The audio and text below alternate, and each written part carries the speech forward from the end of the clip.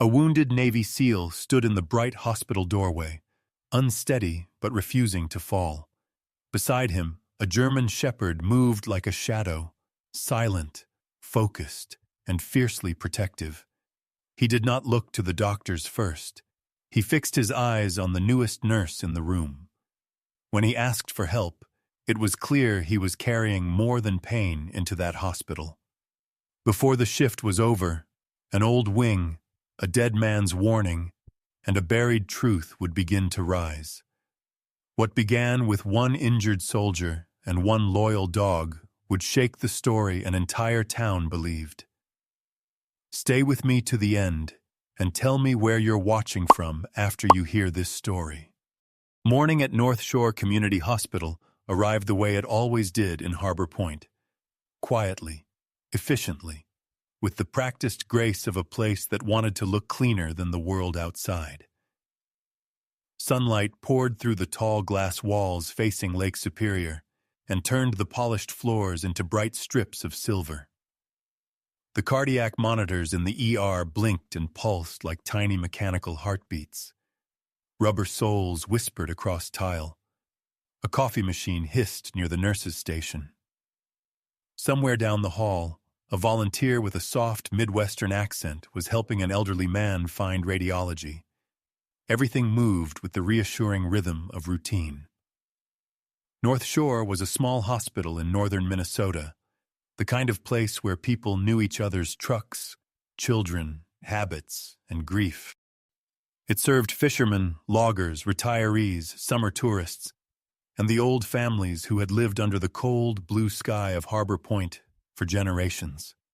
People here believed in modest things, weather forecasts, casseroles after funerals, and the idea that real darkness belonged elsewhere. Big cities, bad neighborhoods, places people described on the news with careful voices and lowered eyes. Claire Madden had never fully believed that. At 27, she was in her third week as an ER nurse, and every shift still felt like a test she had not been told how to study for. She was of medium height, with a quick, capable frame and chestnut brown hair that she wore tied low at the nape of her neck. Her skin was fair in the way northern winters often left people, though the summer had warmed it slightly. Her face was open and intelligent, softened by kindness, but sharpened by worry. Claire had a habit of pressing her lips together when she was anxious, as if she could physically hold herself steady that way. She was competent. More than competent, really. But competence and belonging were not the same thing. In a hospital, especially a small one, people could sense inexperience the way dogs sensed storms.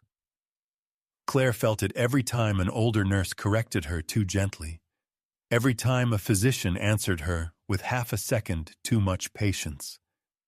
She lived with the constant fear that one mistake would turn her from promising to fragile in other people's eyes. That morning she was charting a minor wrist fracture at the side station outside Trauma 2, trying not to think about whether her IV placement earlier had been slower than it should have been when the ordinary day broke open. A battered old Ford pickup came too fast into the ER drop-off lane, F lane. There was no ambulance, no siren, no radio warning from county dispatch. The truck stopped crooked beneath the awning. For a heartbeat, nobody moved. Then the driver's door opened, and a man climbed out under his own power. That was the first thing that made Claire afraid. Not that he was wounded, but that he was still forcing himself to stand. He was tall, around 6 feet, with the hard, compact build of a man whose strength had been used rather than displayed. Not bulky, not polished, useful. His dark brown hair was cut in a military style, though slightly longer than strict regulation. His skin was light, but weathered by northern wind and old sun. A short, rough beard framed a square jaw and pronounced cheekbones, giving his face a severity that pain had only sharpened. Blood had soaked through the side of his faded olive-gray tactical combat shirt, and his combat pants were old, earth-brown and moss-green, the knees worn pale with use. Old military boots struck the concrete once, twice. Then he dropped to one knee.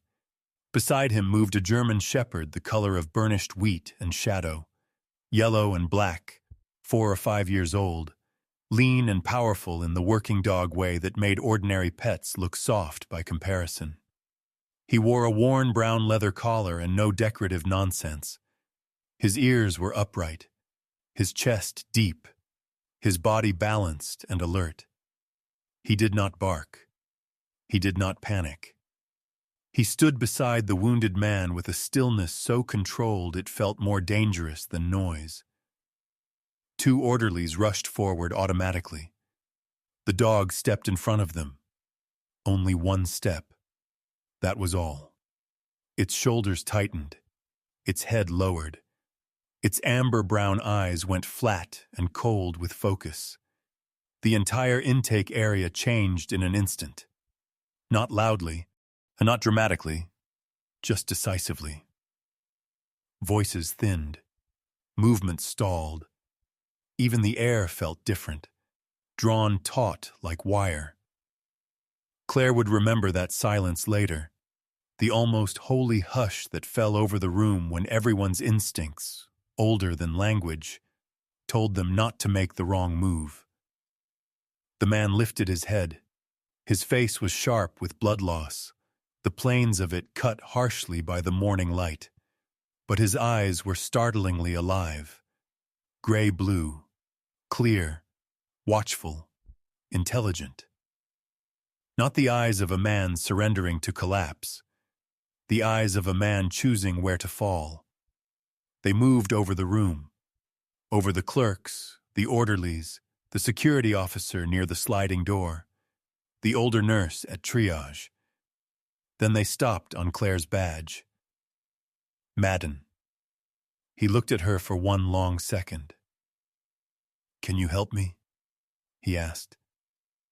His voice was low and roughened by pain, but there was nothing passive in it, and it wasn't the vague plea of a stranger who had fallen into a hospital by luck. It felt like a key fitting into a lock. Claire did not think herself brave. Bravery, as far as she could tell, usually arrived after a person had already moved. She crouched slowly, keeping both hands open and visible. "It's okay," she said softly to the dog. "Nobody's taking him from you." The shepherd did not relax, but he shifted just enough. That was permission. Claire and the orderlies slid in, supporting the man onto the gurney.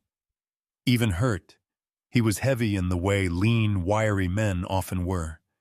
He smelled of lake water, cold metal, old blood, and something antiseptic that did not belong on a dock or roadside. As they wheeled him inside, the dog moved in perfect step beside the gurney, close enough that his flank brushed the frame. Not frantic. Guarding. And in Trauma 3, Claire cut through the blood-soaked shirt. The wound at his side made her stomach go tight. It was deep but not ragged the way a bad fall might make it. It looked inflicted. The shoulder wound was worse than she had realized from outside. Sharp, narrow, deliberate. Around both injuries lingered that same wrong scent. Metal oil and a medicinal antiseptic unlike anything they used in the ER. "What's your name?" Claire asked, already gloving up. He watched her with that unnerving clarity. "Jasper Thorne." "Okay, Jasper. I'm Claire. We're going to stabilize you." He barely seemed to hear the reassurance. He was looking at her badge again. The dog settled just inside the room's threshold, every muscle ready but disciplined, eyes moving from Claire's hands to the hallway and back again. Claire started saline, checked vitals, called for a trauma panel, and tried to ignore the tight awareness crawling up her spine. Jasper's blood pressure was low, but not crashing. His pulse was fast, controlled by will more than by physiology. He was pale, but not mentally drifting. That disturbed her almost more than if he had been delirious. Men in that much pain usually reached for comfort. Morphine, answers, somebody to tell them they were safe. Jasper reached for none of it. Instead, as Claire pressed gauze to his side, he caught her wrist with surprising strength. "Your father," he said. The words were so unexpected that for a second she thought she had misheard. "Patrick Madden. He worked here." All the air seemed to leave her chest. Patrick Madden had been dead for years, and he had worked maintenance at North Shore before Claire was old enough to remember much more than the smell of his jacket and the feel of being lifted onto one shoulder. He had died in what the hospital called an electrical accident. After that, his name had thinned out of daily life the way dead names do, used less, then carefully, then almost never. She stared at Jasper. "How do you know that name?" His jaw flexed. Pain rolled through him, visible but contained. He did not answer right away. That, more than anything, pulled Claire deeper in. If he had spun some wild story, she might have dismissed him as unstable. But Jasper looked like a man measuring what truth he could afford. Before he could speak, the shepherd's head lifted. The dog had been watching the hallway. Now something changed in him. Not agitation, recognition. He rose. A low sound came from his chest, too soft to be called a growl, yet too deliberate to be mistaken for anything else. Claire turned. Dr. Reed Halbrook entered Trauma 3. At 58, Halbrook still carried authority, the way some men wore expensive coats, smoothly, without visible strain. He was tall and lean, with silver threaded through dark hair, a long, composed face, and intelligent gray eyes that never seemed hurried. His voice was famous in Harbor Point. Old patients trusted it. Families calmed when they heard it. He had that rare physician's gift of seeming both exacting and kind. Claire had admired him from the start. Now, for reasons she could not explain, the room felt smaller when he stepped inside. "What do we have?" Halbrook asked, already reaching for gloves. The dog's growl deepened. It was not the explosive, chaotic warning of an aggressive animal. It was worse than that. Measured, slow, like something ancient deciding whether danger had crossed the line into action. Halbrook stopped. His face remained composed, but Claire saw the brief flicker in his eyes as he registered the dog's posture. "Well," he said lightly, "that's not ideal." One of the orderlies laughed nervously and immediately regretted it. Claire should have felt embarrassed. Instead, she felt cold, because the dog was not reacting like he hated strangers. He was reacting like he knew a scent. Jasper's fingers tightened painfully around her wrist. He pulled her closer, close enough that she saw the strain in his face, the sweat at his temple, the violence of what it cost him to stay conscious. "Don't let him touch me," he whispered. For a moment she could only stare. Halbrook stood just beyond the gurney, waiting with forced patience. The shepherd's eyes never left him, and something old and buried inside Claire, a thing made of hospital hallways, funeral casseroles, the memory of adults lowering their voices when her father's death was mentioned, shifted for the first time in years. Because Jasper had not come to her by accident. Because the dog had sensed Halbrook before he entered the room. Because Jasper smelled of blood, lake water, and an antiseptic that should have existed only inside walls like these.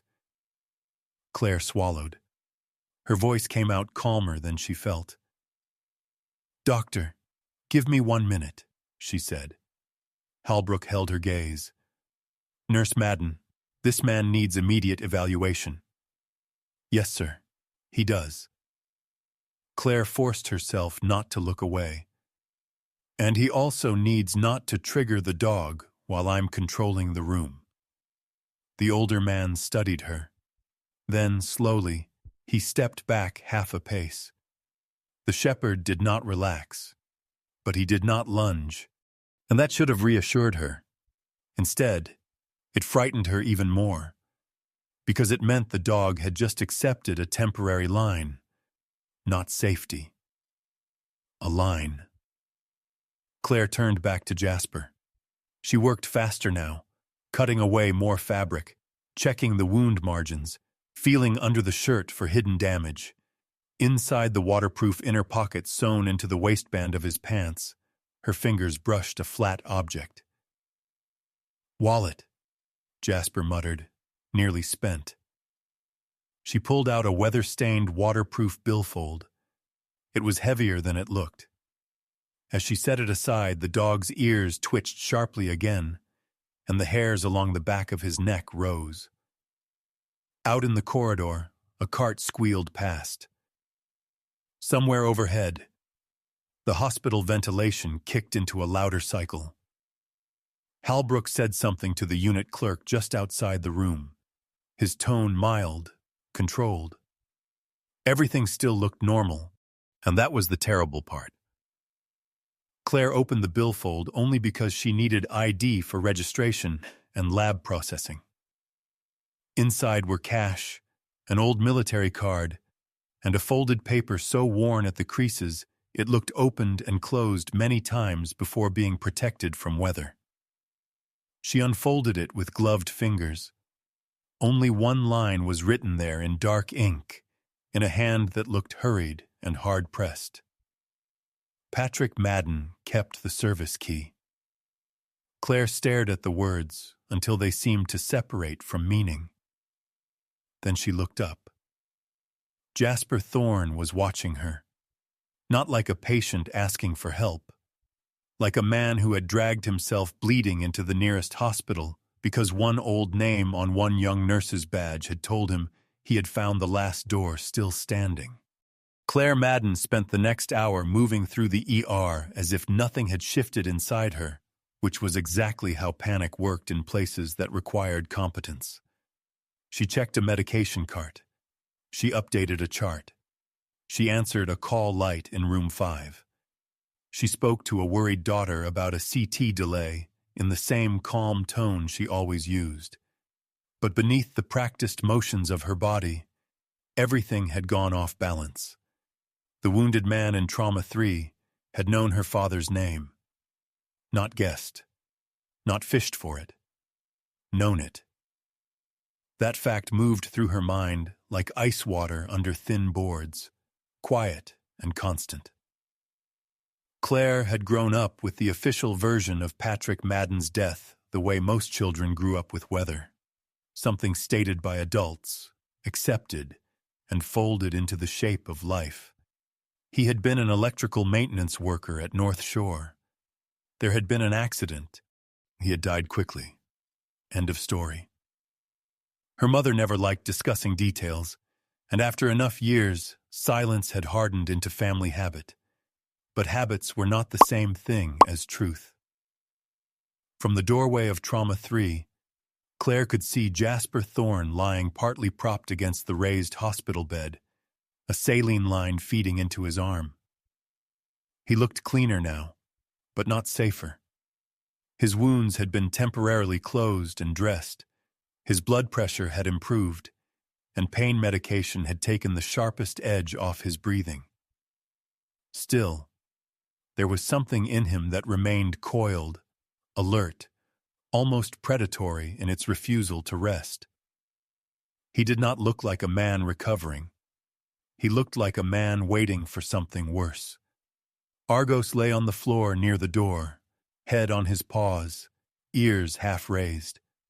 The dog's stillness unsettled Claire more than aggression would have. He was not merely guarding Jasper. He was listening.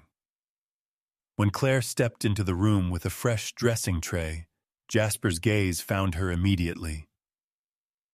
"Well?" he asked. His voice was stronger than before, though roughened by blood loss, Up close, he looked every bit of his 43 years and every year older than that. The beard along his jaw was trimmed but uneven with neglect, the kind grown by men who had more urgent things to do than think about mirrors. Deep lines bracketed his mouth. There was discipline in his face, but also fatigue layered into the bone, as if grief had moved in long ago and learned the floor plan.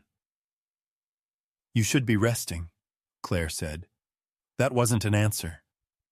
She set the tray down more firmly than necessary. "You don't get to walk into my hospital, bleed all over my morning, and start asking questions about my father without giving me something real in return." A flicker passed through Jasper's expression. Respect, maybe, or recognition. "Fair enough," he said. Claire changed the outer dressing at his side. The wound made more sense to her now under good lighting. Deep, sharp, inflicted by something narrow and controlled, not random debris. The shoulder wound matched. Whoever had done this had wanted to stop him, not necessarily kill him quickly. "I came here because I was closest to North Shore," Jasper said after a moment. "That's true, but it's only half the truth." Argos lifted his head and watched Claire's hands. "The other half?" she asked. Jasper's eyes drifted toward the window, where Lake Superior flashed cold silver in the afternoon light. "There are things in this hospital that were supposed to stay buried. Someone has been removing what's left." Claire tied off the fresh bandage. "And my father fits into that how?" Jasper looked at her, and for the first time she saw something beneath the hard control. Something like old sorrow, compressed until it had become functional. "Because he didn't bury everything," he said. That answer might have sounded theatrical from another man. From Jasper, weak and pale and speaking with the economy of someone who hated unnecessary words, it landed with more force. He asked if the old service routes in the East Wing still existed. Claire did not answer immediately, but a memory had already begun to stir. A heavy brass-colored key hanging once in the garage of her childhood home, long before her mother boxed up Patrick Madden's tools and grief together. And when her lunch break came, Claire left North Shore under the excuse of changing out of a blood-spotted scrub top. The drive home took 7 minutes. Harbor Point lay under a bright, merciless sky, the kind northern summer day that made every roofline, church steeple, and pine shadow look painfully honest. Kids rode bikes near the marina. 2 old men in folding chairs argued beside the bait shop. The town looked like the sort of place that should not be able to keep secrets. Her mother's house sat quiet at the end of a narrow street lined with lilac bushes and aging maples. Claire let herself in, moved through the still kitchen, and went straight to the utility room. There, behind stacked paint cans and old winter boots, was the dented metal box her mother had never thrown away. She opened it on the concrete floor. Inside were invoices, utility receipts, screws sorted into jam jars, a fishing license from 19 years ago, and a photograph of Patrick Madden smiling with one hand on the hood of a maintenance cart. He had been a broad-shouldered man with light skin browned by outdoor work, a kind face and sandy brown hair already thinning at the temples. He had not been handsome in the polished sense, but solidly good-looking. Strong wrists, patient eyes, the sort of man people trusted without trying. Claire remembered almost nothing clearly about him, except his smell, metal dust, coffee, and cold air. At the bottom of the box lay a service badge and a key. The badge was obsolete plastic, the hospital logo faded nearly white. The key was old brass, heavier than anything modern, stamped with tiny worn numbers, and the letter P, scratched into the bow. Claire held it in her palm until it warmed. And when she returned to North Shore, the hospital was between shifts. That loose, vulnerable hour helped her. Staff were changing over, phones rang unanswered for a beat too long, someone in imaging was arguing about printer toner, and the whole building seemed distracted by its own machinery. Jasper had been moved to a private observation room down the hall from the ER, partly for medical quiet, and partly because nobody had managed to convince Argos to tolerate traffic around the bed. The dog allowed Claire in, and one older nurse with enough patience not to crowd him, but anyone else got a stare that sent them backing off with muttered excuses. Claire showed Jasper the key without comment. His expression sharpened. "So it was real," he said. "What exactly is it supposed to open? Service access, maintenance lifts, utility corridors, old electrical rooms?" Jasper shifted painfully, jaw tightening. "Your father knew the East Wing better than anyone. If he kept that key, he kept it for a reason." She wanted to ask how he could possibly know that. She wanted to demand names, proof, dates. Instead, she heard herself say, "You're not walking anywhere." "No," Jasper agreed. "You are." That should have ended it. It should have sent her straight to Halbrook or hospital security, at the absolute minimum, into the safe cage of policy.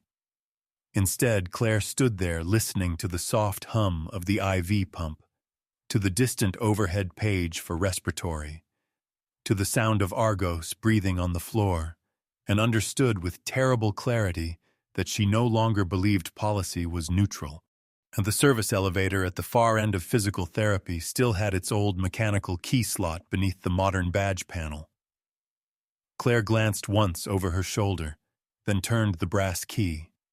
The lock released with a dull internal click. The elevator moved slowly, shuddering as it descended. Its interior smelled of old oil and dust trapped behind metal seams. Claire felt absurdly like a trespasser in her own life. When the doors opened, she stepped into a corridor that looked less abandoned than merely denied. The East Wing had not vanished. It had been reclassified. A laminated sign on one wall read, "Decommissioned storage/no public access." Fresh paint covered older colors imperfectly. Modern conduit ran alongside older pipes. The lights worked in alternating strips, leaving portions of the hall in cold brightness and others in a dim amber wash. And through internal glass, Claire could see therapy rooms, a hydro tub unit long drained dry, a rehabilitation gym with parallel bars and faded floor markings, and farther out, windows facing the lake. That was the most unnerving part. Nothing here looked monstrous. It looked humane, sunlit, designed for healing. On the floor beneath one window, dust had been disturbed by recent shoe prints. In a former records room, one cabinet stood half an inch open. At a service junction near the wall, newer wiring had been tied into older lines in a way Patrick Madden would never have tolerated. Claire could almost hear her father's voice from nowhere and everywhere. Sloppy work, whoever did that. Then something happened that made her stop breathing for a second. In the electrical panel outside the old therapy hall, beneath a layer of maintenance stickers and dust, someone had once written a tiny note in black marker near the lower hinge. Most of it had faded, but two letters remained legible. P.M. Claire touched them with the tips of her fingers.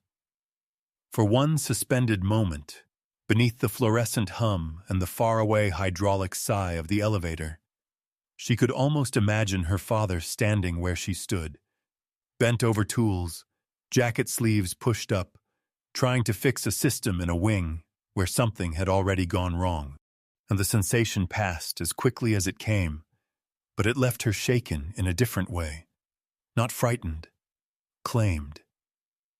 When she went back upstairs for Jasper, she found him sitting on the edge of the bed, pale with effort, lacing his old work boot one-handed. "You are out of your mind," she told him. He gave her the ghost of a smile. Probably. Argos rose at once, tail low, attention fixed. Claire lost the argument because Jasper did not waste energy pretending he was stronger than he was. He stood slowly, grimacing, one hand braced against the bed rail, and let her see the cost. That honesty made refusal harder. He wasn't playing hero. He was simply moving under pressure he considered greater than pain. So they went together. In the East Wing, Jasper changed. His focus narrowed. The casual reserve disappeared, replaced by something harder and more exact. And he moved like a man reading terrain. Doorways, corners, lines of sight, reflections in glass. Even injured, he carried himself with the instinctive caution of someone long trained to survive bad rooms. Argos was different down there, too. He did not sniff with ordinary canine curiosity. He worked. Head low, shoulders rolling subtly, he traced edges, paused at thresholds, returned to Jasper, then moved on. At one room with lake-facing windows and old reclining therapy chairs, he stopped completely. He would not cross the threshold. Not fear, refusal. Jasper saw it and went still.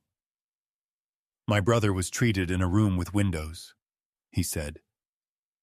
It was the first time he had spoken of Caleb without prompting. The name settled between them with the weight of an unopened letter. "Caleb Thorne," Jasper continued. "Older by 4 years. Navy first, then out. Pain after service, sleep problems, nerve damage. We were told he came north for a recovery program. We got a phone call months later saying he'd had a medical event." His expression did not break. It became worse than broken, controlled. "He wrote things down before he died," Jasper said. "Not enough. Just enough to make peace impossible." Claire looked into the room Argos refused to enter. Dust floated in sunbeams. One wheel mark, ancient and faint, cut across the floor toward the window. She did not ask what Jasper's brother had suffered there. Some questions arrived with their own answer. In an old technical office, she found a working terminal connected to archival maintenance logs. The login screen was clumsy, outdated, patched into the newer network instead of fully removed. Jasper stood watch by the door while Claire searched. Nothing obvious. Then she tried Access History. Several entries appeared from years back. Then one cluster from very recently. Her pulse began to pound. "This wing was accessed 3 times this week," she whispered. Jasper turned. "By who?" Claire leaned closer to the screen. The account name stared back at her in stark, administrative lettering. A. Kessler. For a moment, neither of them spoke. Upstairs, North Shore Community Hospital continued through its clean and courteous afternoon. Patients discharged, coffee refilled, charts signed, sunlight blazing across glass. Down here, in the decommissioned silence of solace, Claire Madden finally had something colder than suspicion. She had a name. Claire did not sleep that night, though Harbor Point gave every appearance of being a town built for sleep. By 10:30, the streets outside her mother's house were quiet. The lake had gone dark and flat beneath the summer sky, the pines along the road black against the last strip of fading blue. Porch lights burned in patient yellow squares. Somewhere in the distance, a boat engine crossed the water and then was gone. It should have been peaceful. Instead, Claire lay awake listening to the refrigerator hum, replaying everything in fragments. Jasper's eyes on her name badge, the brass service key warming in her hand, Argos refusing the room with the lake-facing windows, the access log that had spelled out a Kessler in cold digital letters. By morning, her fear had changed shape. It was no longer the floating, shapeless fear of being wrong, and it had become something harder and more dangerous. The fear that she might be right. She arrived at North Shore before sunrise. The hospital at that hour felt stripped down to its bones. The day shift had not fully arrived. The overnight staff moved with the drained precision of people surviving on caffeine and duty. The bright public areas were quieter, the glass walls still gray-blue with dawn. Everything looked clean, organized, ordinary. Claire had begun to hate how ordinary it looked. Jasper was awake when she checked on him. He was sitting upright in bed, one hand resting on the blanket over his abdomen, as if keeping his own body still by force. In the thin, early light, he looked older than 43, not because of age, but because exhaustion had etched itself into him as surely as the short beard along his jaw. The square lines of his face were sharper today, but the gray-blue eyes, though, were unchanged. Watchful, relentless, impossible to fool for long. Argos lifted his head from the floor the moment Claire entered. The German shepherd's ears tipped forward, and his tail tapped the vinyl once, barely. It was the smallest greeting she had ever seen from an animal, and somehow one of the most sincere. His yellow and black coat caught the pale light in bands of muted gold and shadow. His gaze moved from Claire's face to her hands, confirming the usual things. No threat, no rush, no new lie carried in on fabric. "I found someone," Claire said quietly. Jasper straightened slightly. "Who?" "Not someone who wants to help," she said. "Someone who might be tired of pretending he saw nothing." That was how she found Eli Mercer. The imaging archive was tucked behind radiology in a narrow suite most people barely noticed anymore. What it smelled faintly of dust, toner, and old chemistry trapped in the walls from the years before everything had gone fully digital.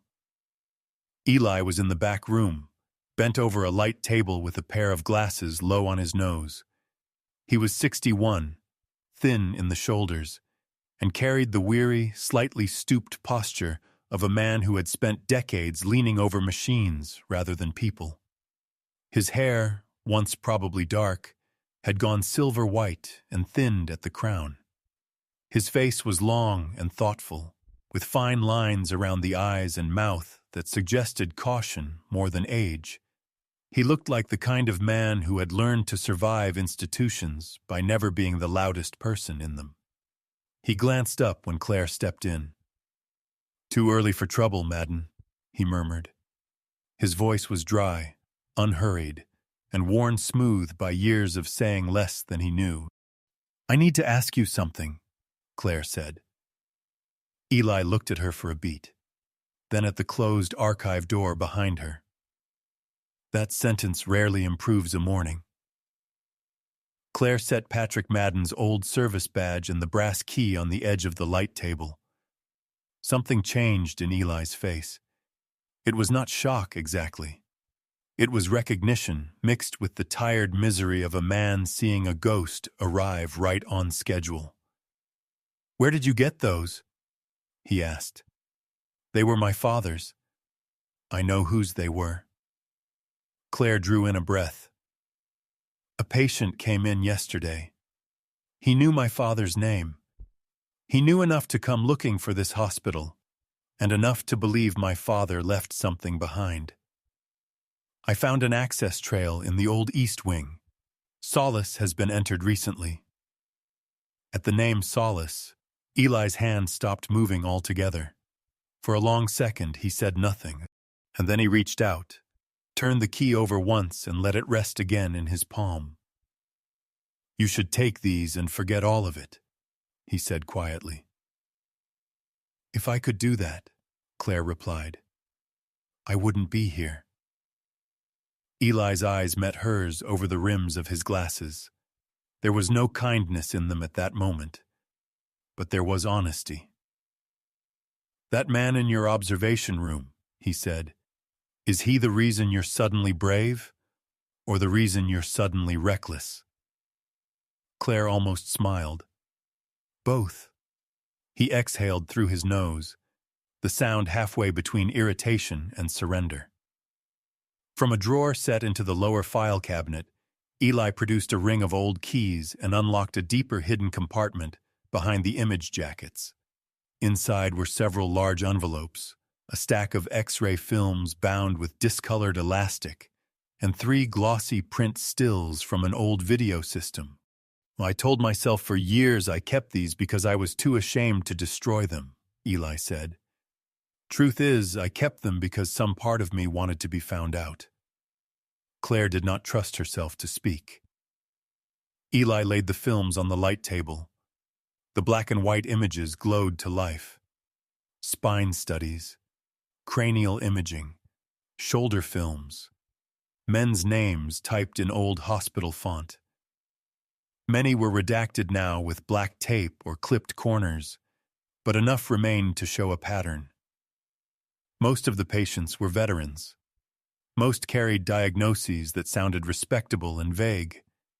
Chronic neuropathy, trauma-related insomnia, post-service pain syndrome, autonomic instability. Officially, Solace was an advanced neurological rehabilitation program, Eli said. That's what administration called it. That's what the brochures said. Treatment, monitoring, integrated rest, progressive recovery, and all the right language. And unofficially? Claire asked. Eli's mouth flattened. Unofficially, it became a place where they pushed too far. Jasper entered the archive room then, moving slower than he would have liked, but more steadily than Claire expected. He had dressed himself in his old combat pants and boots again, though the hospital gown still showed beneath an unbuttoned overshirt someone had found for him. Pain had tightened his posture, yet he still carried the unnatural economy of a trained man. Every movement measured, nothing wasted. Argos came in beside him and settled immediately near Jasper's chair. His body relaxed, but his attention absolute. Eli looked from Jasper to the dog and back. So that's Thorne. That's me, Jasper said. There was no flourish in it, no request for sympathy. Eli studied him the way men of a certain age study one another, when both have seen enough life to distrust surfaces. Whatever he found there seemed to satisfy him. He slid one of the film jackets across the table. Your brother's name was Caleb? Jasper's fingers tightened once on the chair back. Yes. Eli nodded toward the light panel. He was here. The room went still. Jasper stepped closer. For the first time since Claire had met him, she saw something crack. Not outwardly, not dramatically, but inward enough to be unmistakable. His brother's name did not weaken him. It made him more dangerous by making him briefly human in the rawest way. Eli pulled a paper copy from one envelope. This is all I kept with names attached. Not much. Too risky.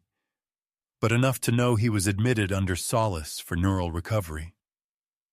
Jasper stared at the page for several seconds before speaking.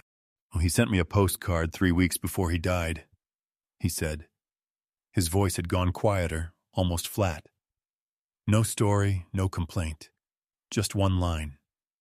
He looked at Claire, and she knew before he said it that those words had lived in him for years like shrapnel.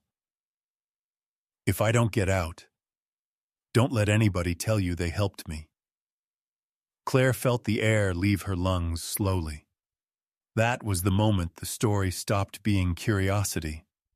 Until then, part of her had still clung to the hope that Solace had been a bad program, a damaged chapter, a stain from another era. But grief did not lie the way institutions did, though sentence Jasper carried was too personal, too lonely, too precise to have been invented into drama. Eli fed one of the old still images under the viewing lamp.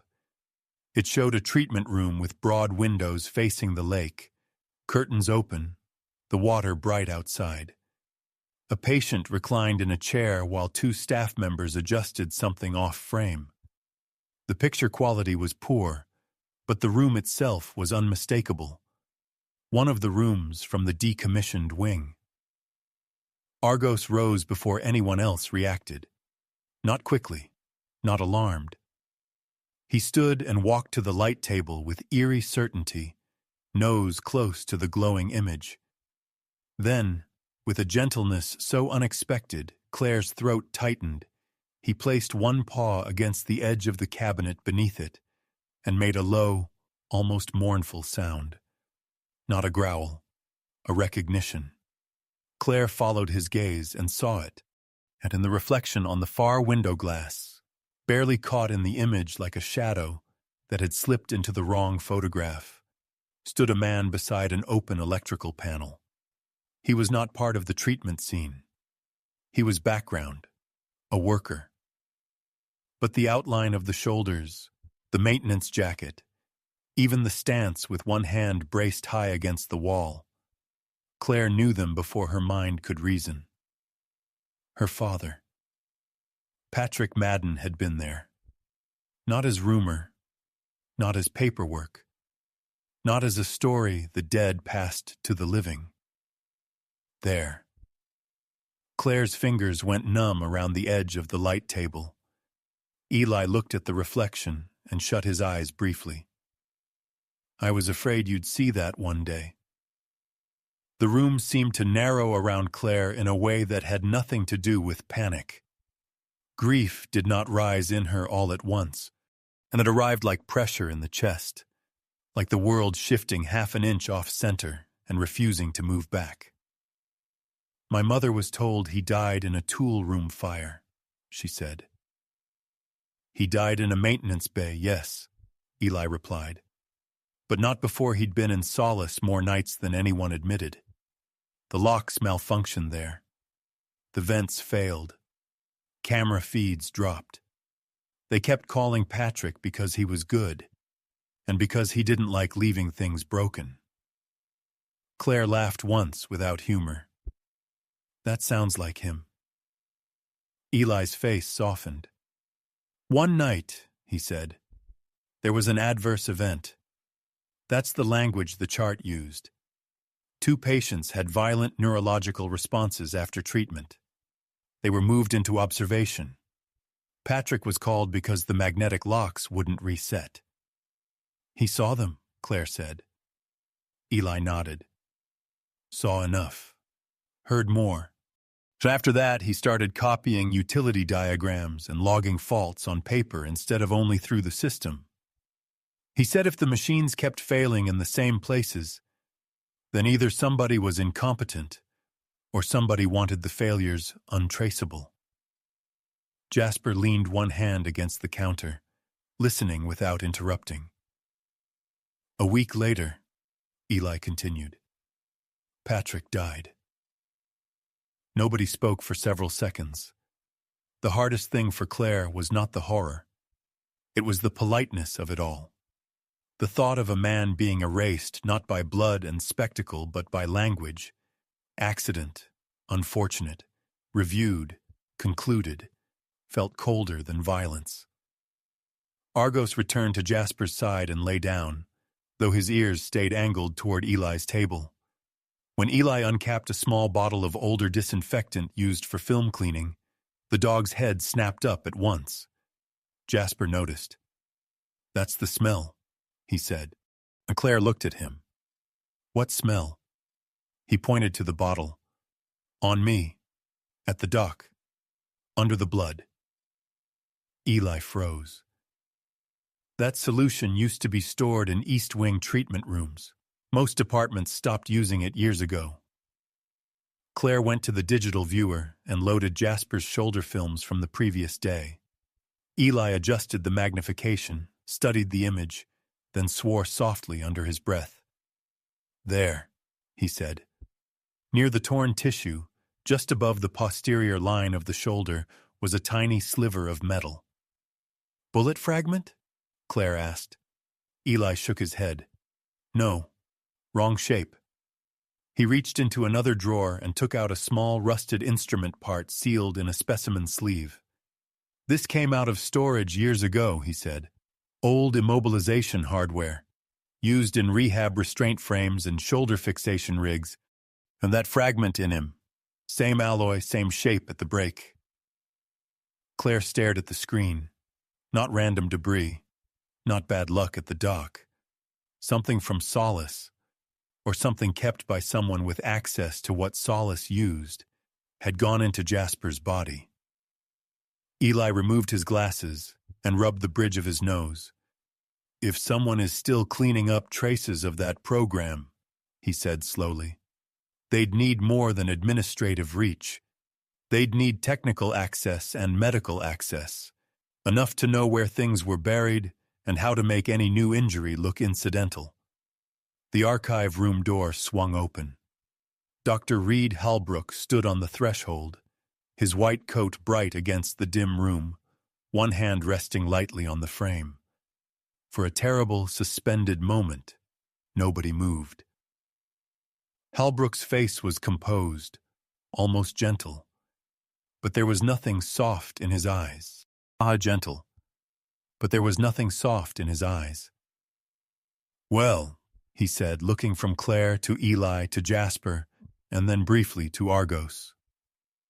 "This is a much more interesting gathering than I expected before breakfast." Dr. Reed Halbrook did not enter the archive room like a man caught in wrongdoing. He entered like a senior physician summoned to clean up a preventable mess.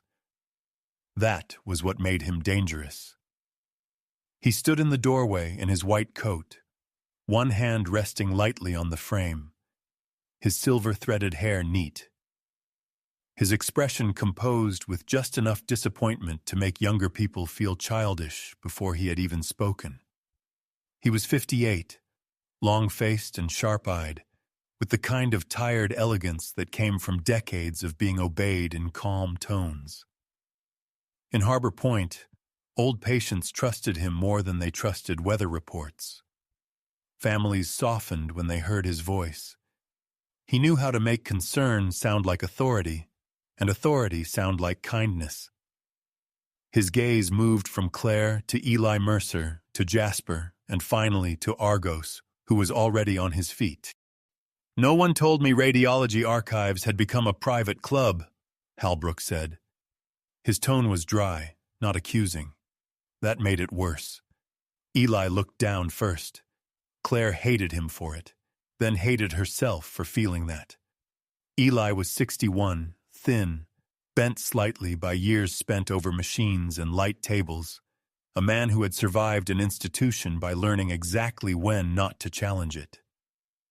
Courage did not arrive in everyone at the same age. Sometimes it arrived at the exact moment a person realized they had already spent too much of life without it. Halbrook stepped into the room and closed the door behind him. "The old archive suite logs access after hours," he said. "So does the service corridor outside the East Wing, and when Nurse Madden's badge began appearing in places it normally doesn't, and Eli's room was suddenly opened before breakfast. I thought I should save us all the trouble of pretending this was coincidence." So that was how he had found them. Not intuition. Not luck. Systems. Of course it would be systems. Claire felt that detail settle into her with a bleak sort of clarity. This hospital did not need villains in dark alleys. It had card readers, permissions, access trails, clean language, and people who knew how to use all four without ever raising their voices. Halbrook looked at Jasper. "Captain Thorne, I assume? You've caused a remarkable amount of disruption for a man who nearly bled out on our front drive." Jasper, pale but upright, leaned one hand against the archive table, and his old olive-gray combat shirt was gone now, replaced by a hospital overshirt over dressings and bandages. But there was still something deeply military about him. The compact strength, the economy of motion, the way pain seemed filed into a place where it could not interfere with purpose. His short dark beard sharpened the hard lines of his jaw. His gray-blue eyes had gone cold. "You recognize my rank fast for a rural doctor," Jasper said. Halbrook's mouth curved faintly. "It's on your ID." That was plausible. That was the problem with him.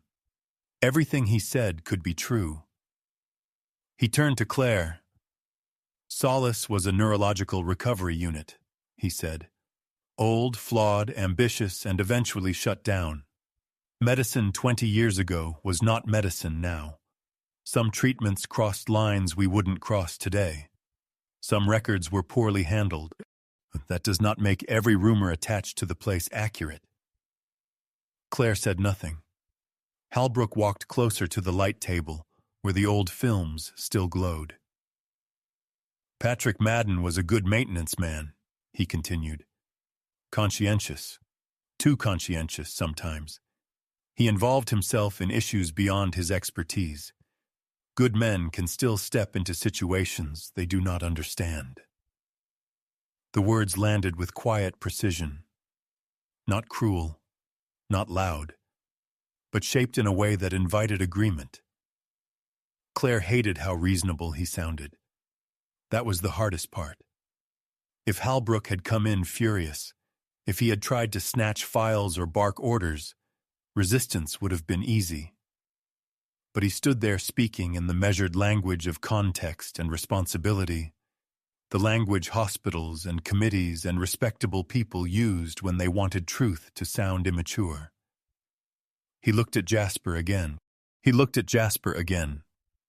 "And grief," he said, "can turn unfinished family history into obsession.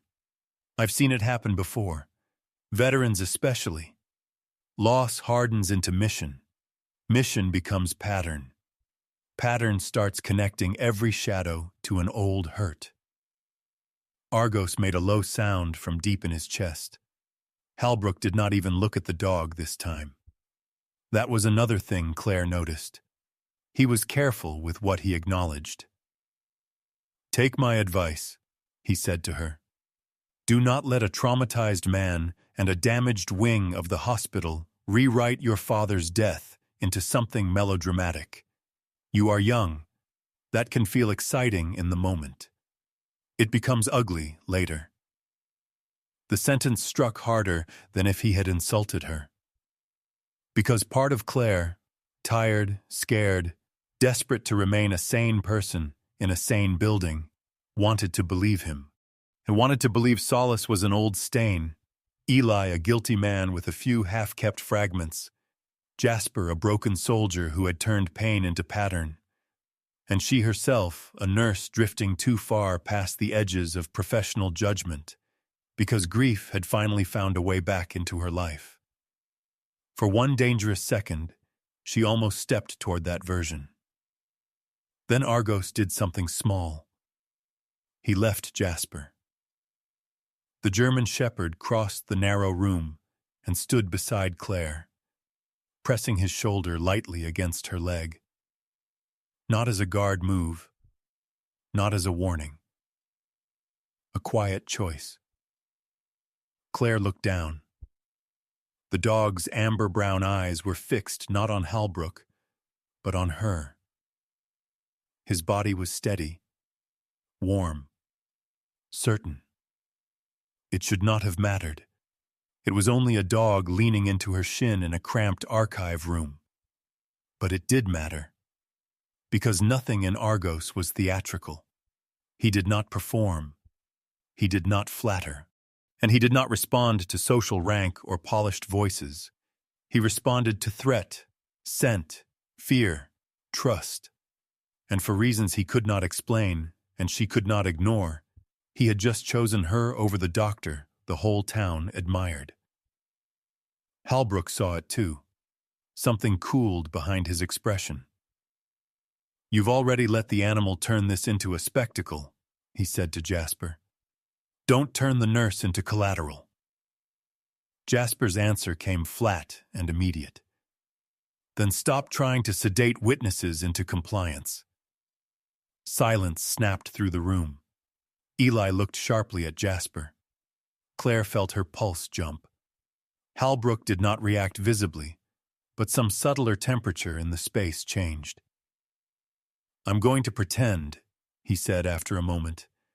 "That was the pain talking." Then he stepped back from the table and straightened his coat cuffs. "Nurse Madden, return to your assigned duties.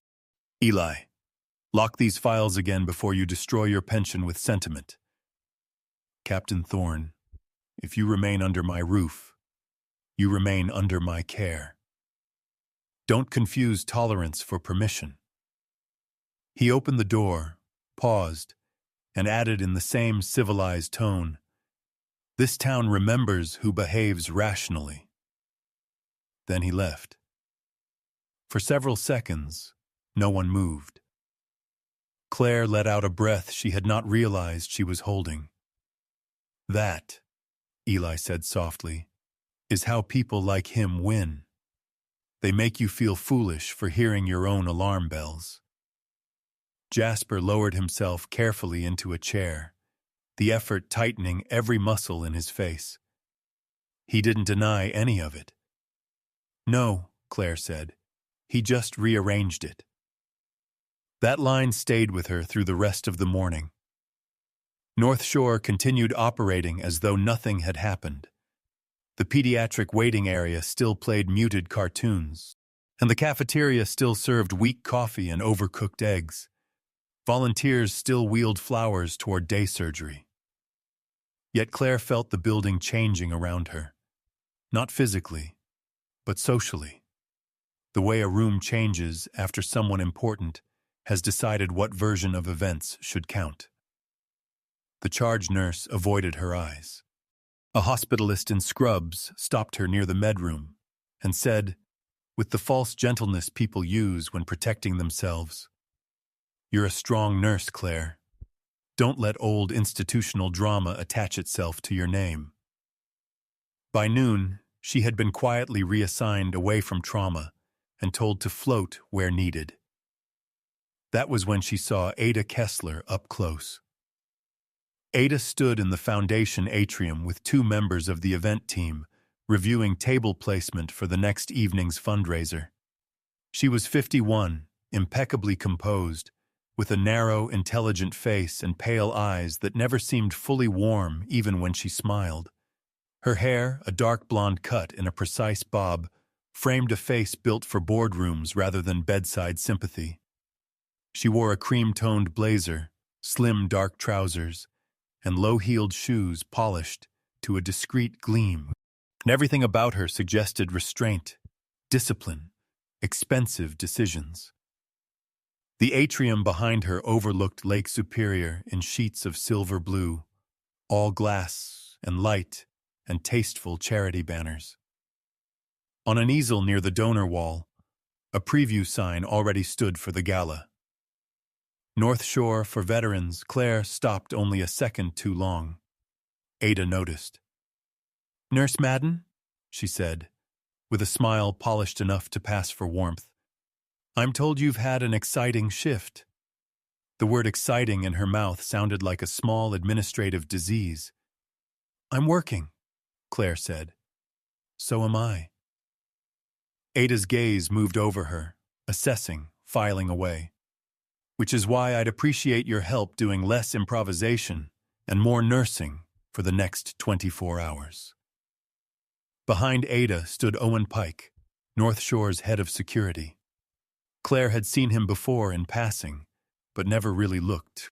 And he was around 44, broad and heavy through the shoulders, with a square, weather-beaten face and dark hair clipped short against a thick neck. He had the kind of stillness that came from force held in reserve, not the dramatic menace of a movie thug. Something worse. A man thoroughly practiced in pressure, paperwork, and physical removal. His dark security polo stretched across a dense, practical body. His expression suggested he had stopped confusing discomfort with unfairness a long time ago. Ada did not introduce him. She did not need to. "We have donors arriving tomorrow," she said. "Board members, veterans' families, press from Duluth. That event funds a major expansion campaign for this hospital. I'd hate to think rumor, trespass, or emotional confusion could jeopardize that." There it was. Not ethics, not patience, not truth. Campaigns, funding, image. Claire understood then that Halbrook and Ada were not the same kind of threat. Halbrook defended meaning. Ada defended optics. And Owen, standing just behind her shoulder with his hands folded, defended the space where the two met. Later, while restocking linens near the staff elevator, Claire heard Ada's voice through a half-closed admin door. "Tighten archive permissions immediately," she was saying.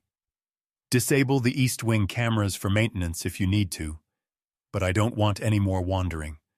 Private transfer for Thorne tonight, not county ambulance. Minimal paper trail." A lower male voice answered, "Owens." "And the dog?" "Manage the room," Ada said. Quietly. Claire stood frozen with folded sheets in her arms until the door opened and Owen stepped out. His eyes met hers for just a fraction too long. He did not smile. That afternoon, Jasper's chart changed. Not dramatically, and that would have been too obvious. The pain medication order had been updated to include additional sedation for agitation and hypervigilance. It was written in neat electronic language that sounded professionally cautious and medically tidy. To anyone not paying close attention, it would have looked like responsible management of a difficult trauma patient. But Jasper had not been agitated. He had been alert. There was a difference, and someone was trying to erase it with medical vocabulary. Claire stayed in his observation room when the new dose arrived. The float nurse assigned to administer it was younger than Claire, nervous, and clearly just following a pharmacy pull without context. She wheeled the tray in, avoided Argos's gaze, and reached for the IV port. Argos rose instantly, not snapping, not lunging. He struck the underside of the tray with his muzzle in one violent, precise motion. Metal clattered. A pre-filled syringe spun across the floor. Medication vials rolled under the chair. The nurse jumped back with a scream she tried to smother into embarrassment. Claire was already kneeling. She picked up the syringe and stared at the label. Midazolam. Not the ordered pain dose, not even close. Her skin went cold. The float nurse swallowed hard. "That's what pharmacy sent." "No," Claire said. "That's what someone wanted pushed."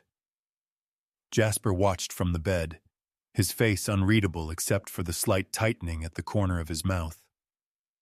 Claire dismissed the other nurse as gently as she could, documented the mismatch under the excuse of a med reconciliation error, then locked the syringe in the discrepancy box herself. It was a flimsy defense. She knew that, but it bought an hour, maybe two. And for the first time all day, the line inside her shifted completely. There was no morally complex middle anymore. Someone was trying to soften Jasper into silence and call it care. When the room was finally still again, the late afternoon sun had turned the hospital glass pale gold. Shadows from the window blinds lay across the floor like bars. Jasper sat up slowly despite the pain, boots on the floor, forearms resting on his knees. He looked at Claire, really looked at her, as if measuring what remained of choice. "If you stay in this building," he said, "they'll turn every broken rule into your fault." Claire said nothing. He went on, voice low and steady. "They'll say you were manipulated, emotional, unprofessional. They'll make your father's name into a cautionary tale and mine into a diagnosis. Argos settled beside his leg, eyes moving between them. Jasper's expression did not soften, but something in it opened just enough to let the truth through. "If you come with me," he said, "at least you'll know what killed your father." Claire did not answer Jasper right away. The late afternoon light in the observation room had gone thin and slatted, filtered through the blinds in pale gold bars that lay across the floor and the edge of his bed. Beyond the glass, North Shore Community Hospital continued the performance of itself. Phones ringing, carts rolling, polite footsteps, careful voices. It was astonishing how ordinary a building could look while deciding what version of reality the people inside it would be allowed to keep. Jasper sat on the edge of the bed with the stillness of a man who knew movement cost him blood. His face had gone gray beneath the northern wind-burned skin, and his short beard made the sharp lines of his jaw look harder than ever. He was not trying to persuade her with charm. Men like Jasper Thorne did not seem built for charm. He was simply placing a fact in front of her, and if she stayed, the hospital would define the story. If she left, she might lose everything that had felt stable in her life. Claire looked down at Argos. The German shepherd sat beside Jasper's knee, 4 or 5 years old. Yellow-black coat catching the last of the light in bands of gold and shadow. He was lean, intelligent, disciplined to a degree that no ordinary family dog could ever fake. His ears were up. His amber-brown eyes stayed on Claire's face, not begging, not warning, waiting. She understood with a jolt that she had already crossed the line that mattered. Whether she stayed in the building or walked out of it, there was no going back to the morning version of herself. The nurse who still believed institutions could be trusted if one simply behaved well enough inside them. "When do we leave?" she asked. Jasper's eyes changed, just a little. Relief did not soften him, but it moved through him like a man taking one full breath after holding too long. "Now," he said. They did not flee through dramatic corridors or smash anything on their way out. That was the shape of lies Claire had started to realize. Messy, theatrical, easy to point at. Real control was cleaner than that. So their escape had to be clean too. Claire signed herself out under the excuse of a late supply pickup for her mother. She borrowed a thermal overshirt from the laundry cage, tucked her badge into her pocket, and walked Jasper through the rehabilitation wing like he was exactly what he seemed. A damaged veteran being moved carefully toward fresh air with his dog beside him. North Shore's physical therapy corridor opened onto a lakeside deck used for guided walks and post-surgery mobility training, and the staff there were used to fragile bodies, slow steps, silence. No one stopped them. The brightness outside hit Claire like a second world. Lake Superior spread beyond the railings in cold, glittering sheets. Pine forests on the far shore moved in the wind like dark green water. The old planked walkway behind the rehab wing led toward a disused dock and a weathered boathouse that had once belonged to the original Solace unit. It was one of those northern places that seemed too beautiful to suspect. Sunlight flashed off the waves. Gull cries skimmed the air. The wind came off the lake sharp enough to sting lungs already tight with fear. Jasper walked slowly, his body held together by will and the practical rhythm of pain. He was tall enough that Claire had to keep close to help him without making it obvious he was leaning on her. Every now and then his hand tightened on the railing or on her forearm, not from uncertainty, but from the body's simple refusal to be treated like a machine. His old military watch was back on his wrist. Claire did not know when he had put it on. That small fact unsettled her. It suggested he had been preparing for movement, even while she was still deciding who to believe. Argos ranged slightly ahead, never far. He checked the corners of the walkway, the shadows under the dock supports, the line where planks met grass. Not nervous. Working. The dog's purpose made Claire feel both safer and sadder. He was too young to have earned such seriousness naturally. Somebody had taught it into him because the world had required it. The boathouse stood at the far end of the dock in sun-silvered wood gone gray with weather. One hinge sagged slightly on the side door, and the smell inside was a mixture of lake damp, old rope, wood rot, gasoline fumes from engines long removed, and dust heated by summer light. There were no magical machine waiting for them, no hidden vault gleaming in the shadows. Just a real place, neglected by time but not yet swallowed by it. "That's good," Claire murmured, before she could stop herself. Jasper glanced at her. "It means whoever hid things here expected the truth to survive like real things do," she said. "In ugly places." The corner of his mouth moved. Not a smile exactly.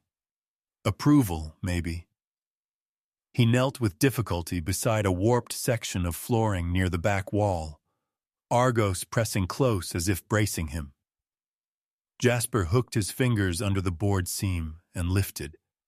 Beneath it lay a waterproof container wrapped in 2 layers of old black plastic.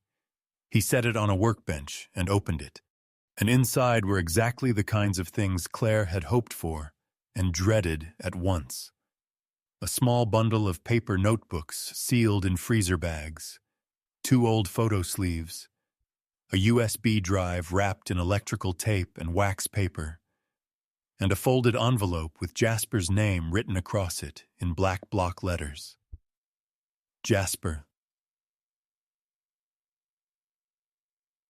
Thorne. He stared at the envelope longer than he had stared at any wound. "Micah," he said. Claire said nothing. Jasper sat down heavily on an overturned crate before opening it. The effort of kneeling and standing again had cost him. He looked pale enough now that the freckles of old weather across his nose stood out. He unfolded the letter carefully, as if the dead could still be hurt by rough hands. Micah Wren's handwriting was compact and slanted, the writing of a man who had spent more time in motion than at desks. As Jasper read, Claire watched his face instead of the page. Micah had been Jasper's teammate once, not just in combat, but in that rarer, deeper way certain men shared a burden after they came home. The letter made him slowly present in the room even without a living body.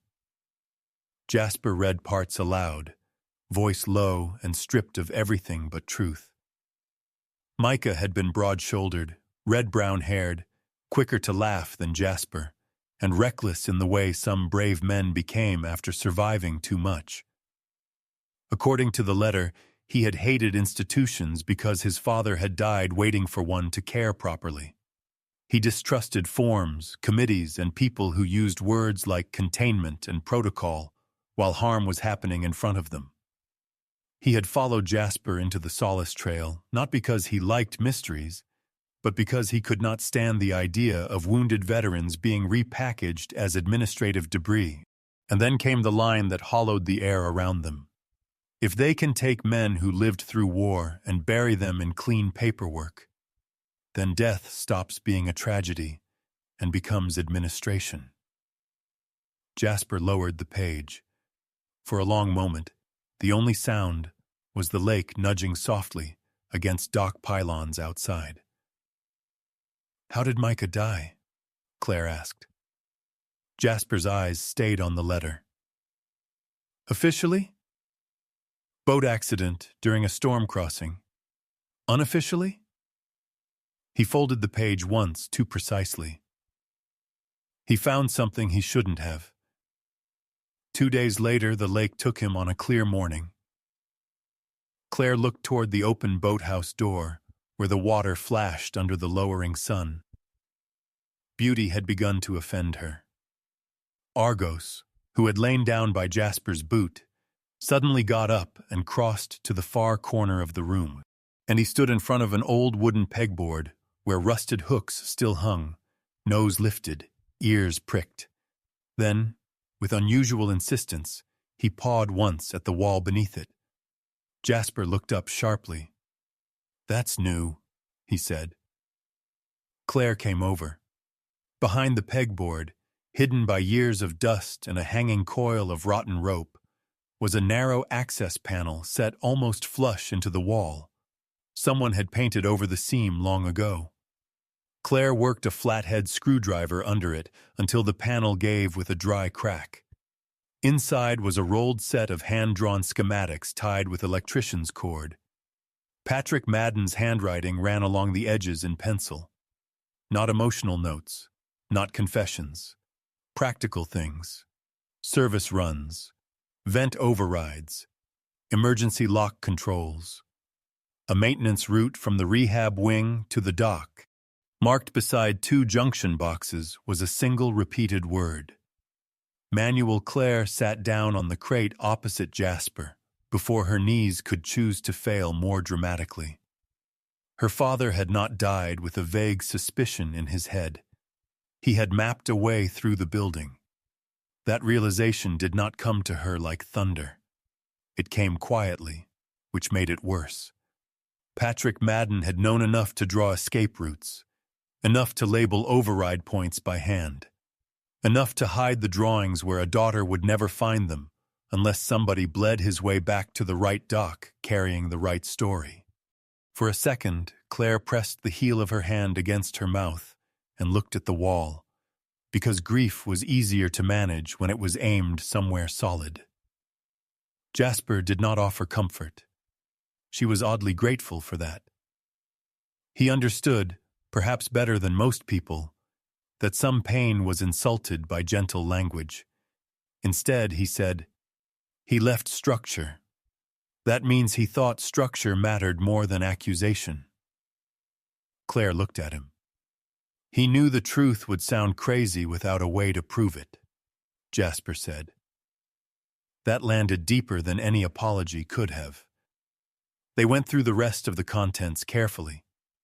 The notebooks contained dates, supply numbers, and partial names, as the photo sleeves held old images of Solace patients outdoors on therapy days, staff at a donor luncheon, a row of beds by lake-facing windows, and one group shot in which Claire recognized Caleb Thorne from the resemblance around Jasper's eyes.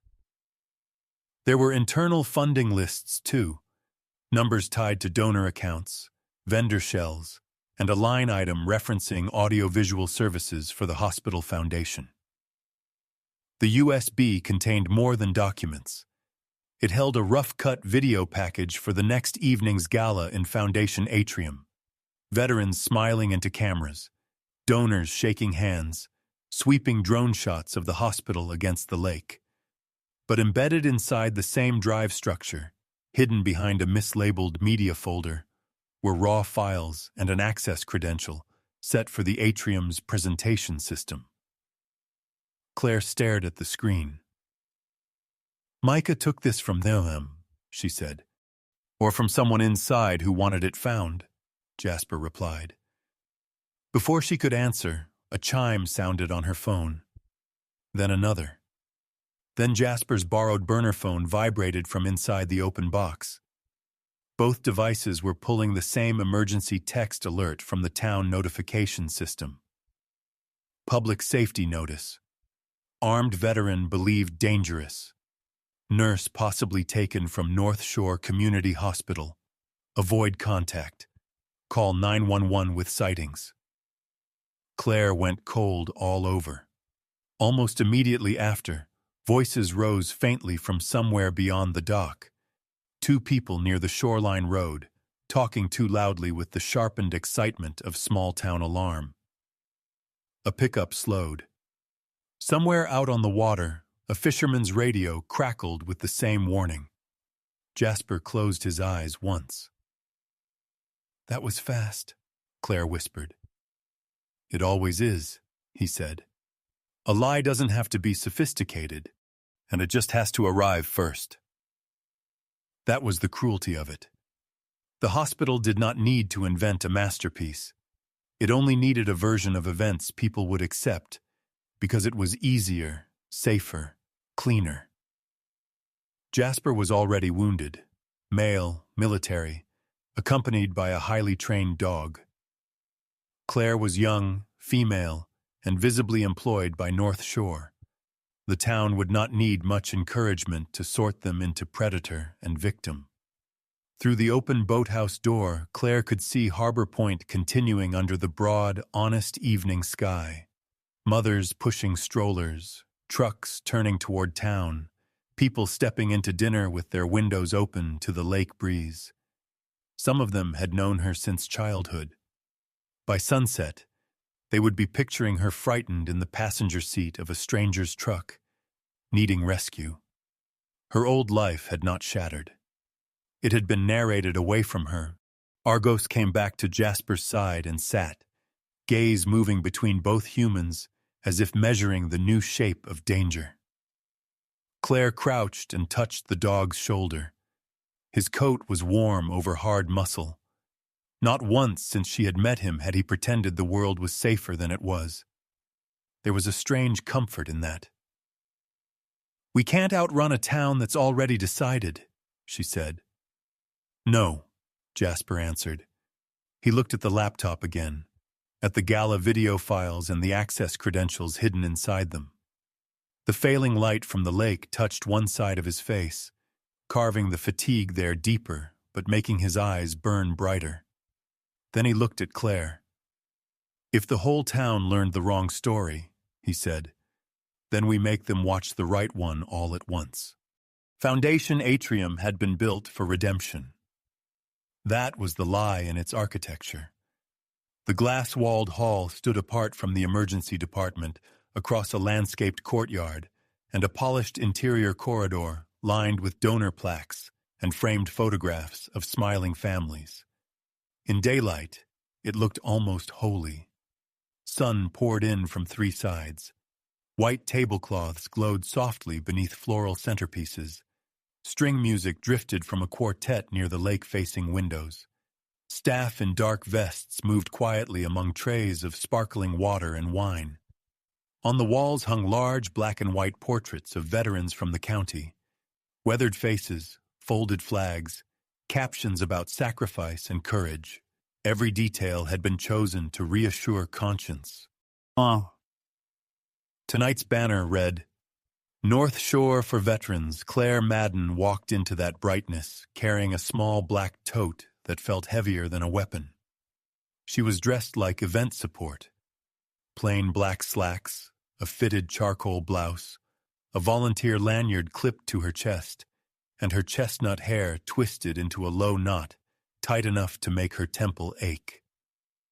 She had exchanged her scrubs for anonymity, but the hospital still knew her shape. Every time someone glanced her way, her pulse jumped. The atrium smelled of polished wood, white lilies, chilled glass, and money. At the edge of the donor floor, Ada Kessler moved like a woman born to expensive spaces. Her pale blonde bob was smooth, her cream blazer perfectly cut, her smile warm enough to soothe but not invite.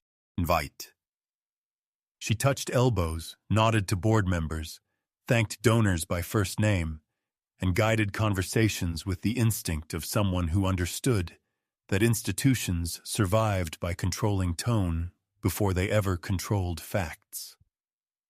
Beside her, Dr. Reed Halbrook wore a dark suit beneath his white coat, as though medicine itself were part of the evening's decor. His long, intelligent face looked grave and benevolent beneath the lighting. To anyone watching from a distance, he was exactly what he appeared to be, a principled physician honoring service. That was the genius of people like them. They didn't hide in darkness. They used brightness as camouflage. Claire crossed the room without looking directly at either of them. The AV booth sat behind a narrow service door near the back wall, above a short flight of steps that event guests never noticed, and she should not have been able to reach it. But Deputy Luke Fenner had already chosen his side, though perhaps he would not have said it that way. He waited in the shadow of the service corridor, broad-shouldered in plain clothes instead of uniform, wearing a tan work jacket over a dark shirt and jeans. At 39, Luke had the build of a man used to winter roads and long shifts rather than gym mirrors, solid through the chest, practical, a little tired around the eyes. His hair was dark blonde and cut short, his jaw roughened by the kind of stubble men got when their conscience started taking up more room than sleep. He had spent years being the sort of deputy who believed procedure protected decent people.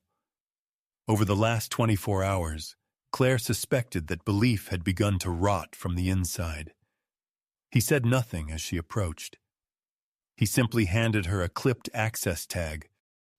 "That gets you through the booth door and the control cabinet," he said.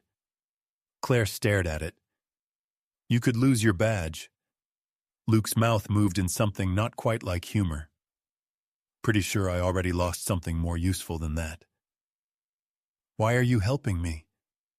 He glanced past her at the atrium, where donors were taking their seats. "I saw Ada shut off cameras in a wing nobody was supposed to be using. Then Eli Mercer told me Patrick Madden's death didn't sit right even back then. I'm a slow learner, not a dead one." The line should have sounded casual.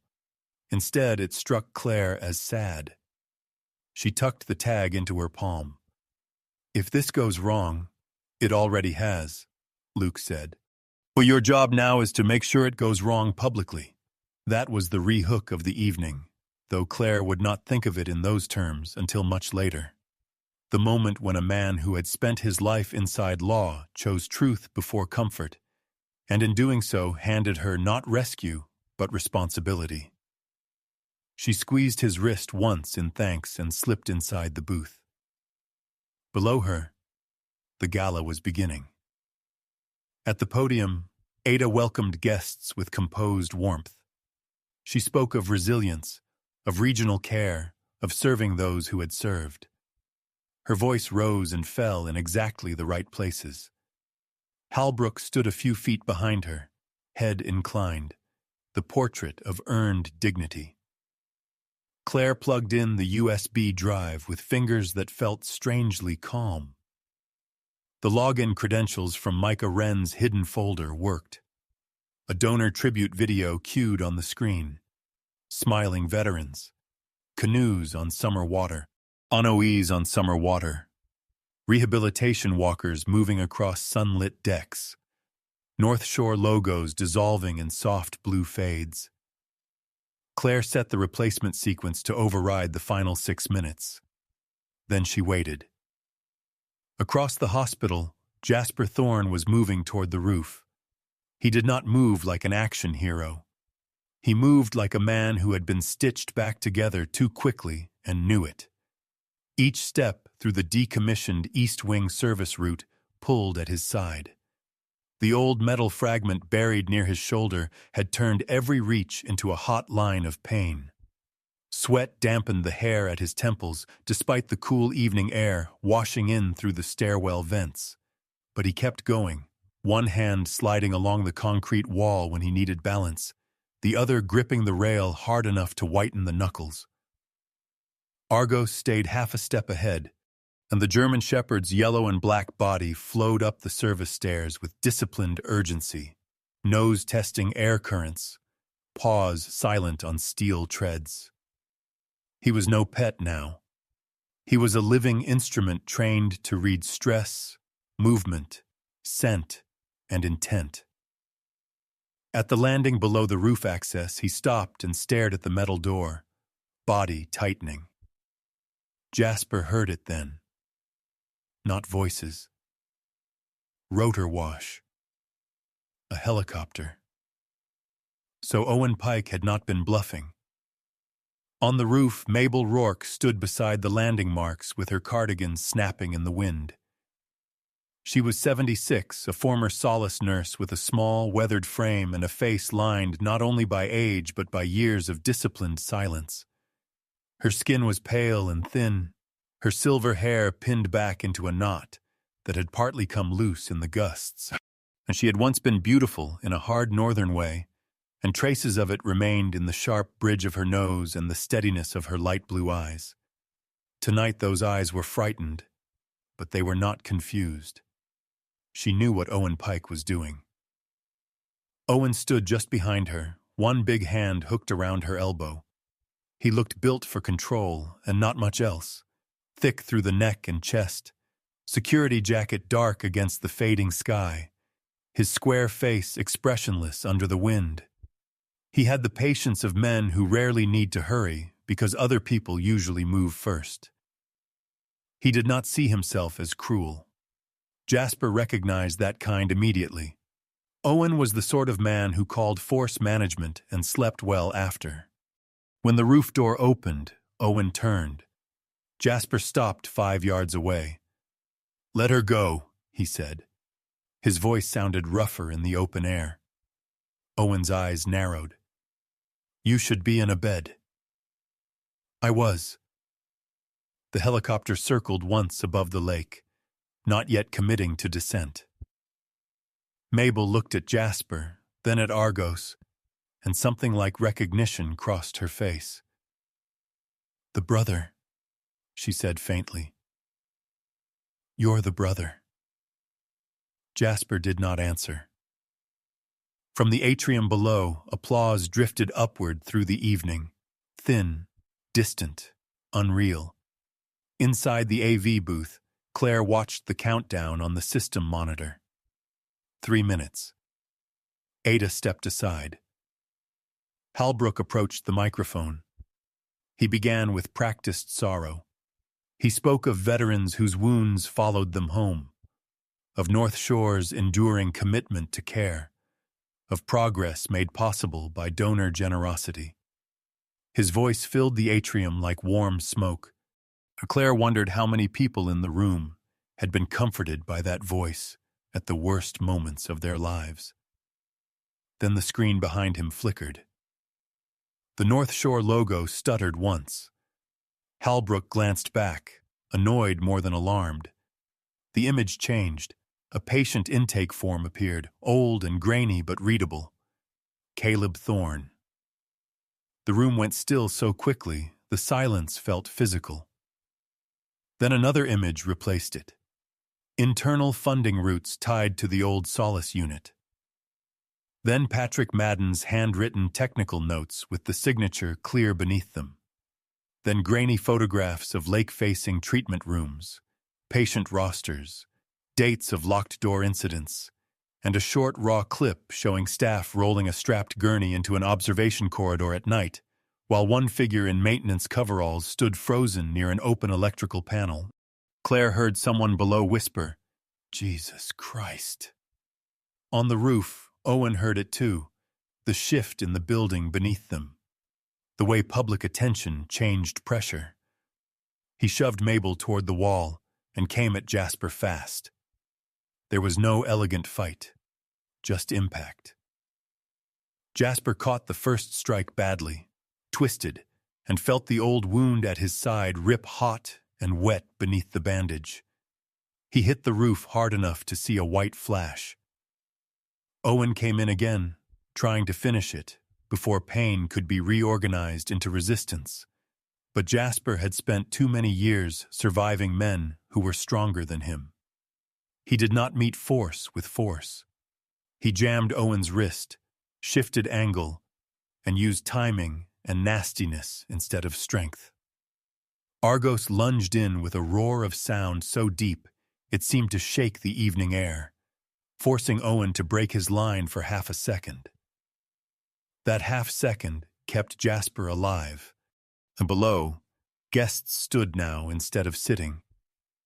Donors stared up at the towering screen where the dead were being restored to names. Ada moved toward the stage monitor in disbelief. Halbrook's face had gone white, then iron gray. People were no longer merely shocked. They were connecting. Luke Fenner stood near the back of the atrium entrance, watching both the evidence on the screen and the security feeds on his phone. He could still call for Jasper's arrest and tell himself he was preserving order.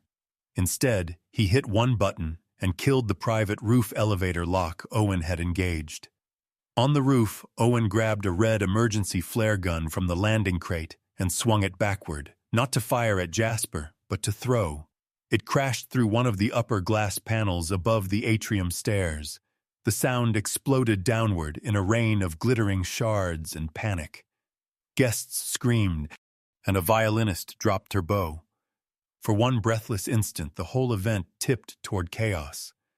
Jasper got to one knee, blood soaking warmer down his side. Mabel pressed both hands over her mouth, horrified. "Enough!" she cried into the wind. Owen ignored her. Then Luke burst through the roof access door with 2 uniformed county officers behind him. He took in the blood, the flare gun, the old nurse, the helicopter circling, the truth roaring beneath the glass, and chose. "Pike!" he shouted. "Step back!" Owen turned, and in that turn Claire's video kept rolling downstairs. North Shore logos were gone. Clean stories were gone. In their place stood the dead, the damaged, the witnessed, the hidden. Across the roof, Jasper dragged himself upright. Across the atrium, every face in Harbor Point tilted upward, and at the roof's edge, with the lake wind hammering the building and the whole town looking on from below, Owen Pike pulled a security knife and drove Jasper backward toward the sloped glass. Argos lowered his body. Jasper heard the wind, his own pulse, and the rapid beat of the dog's paws gathering speed. Owen Pike drove Jasper backward until the world narrowed to 3 things: wind, blood, and glass. The roof of North Shore sloped gently toward the atrium's upper panes, a gleaming spill of reinforced glass catching the last copper light of evening. Lake Superior burned beyond it, cold and bright and merciless. Jasper's boots slid once, then caught. Pain tore through his side so hard his vision whitened at the edges. The old wound had opened again beneath the dressings, and he could feel blood moving warm under the cloth, a private spill against the cooling air. Owen came on with the knife low and practical. He did not posture. That was what made him dangerous. Men like Owen Pike did not need rage to be violent. He moved with the efficient certainty of a man who believed the world was held together by people willing to do the ugly work quietly. And his square face showed no thrill, only concentration. He was bigger than Jasper, fresher, uninjured, and built like a man who had spent his life making doorways smaller for other people. The wind flattened his dark security jacket against his chest as he shifted his weight for another drive forward. "Stay down," Owen said. "You're out of road." Jasper almost laughed, though there was no breath for it. He had lived too long to be frightened by the shape of the last few feet. Argos launched, not wildly, not like a miracle, like a trained body solving physics. The German Shepherd hit the slick roofline at a diagonal, claws scraping once for purchase. He did not go for Owen's throat. He struck the man's hip and outer thigh with the full torque of his momentum, twisting midair in the exact, ugly, efficient movement Micah Wren had once trained into him. Owen's balance broke. One boot slid, and his knife hand jerked outward. That was all Jasper needed. He surged in on instinct and timing rather than strength, catching Owen's wrist with both hands and dragging it downward with every pound of spite left in him. The blade flashed uselessly against glass instead of flesh.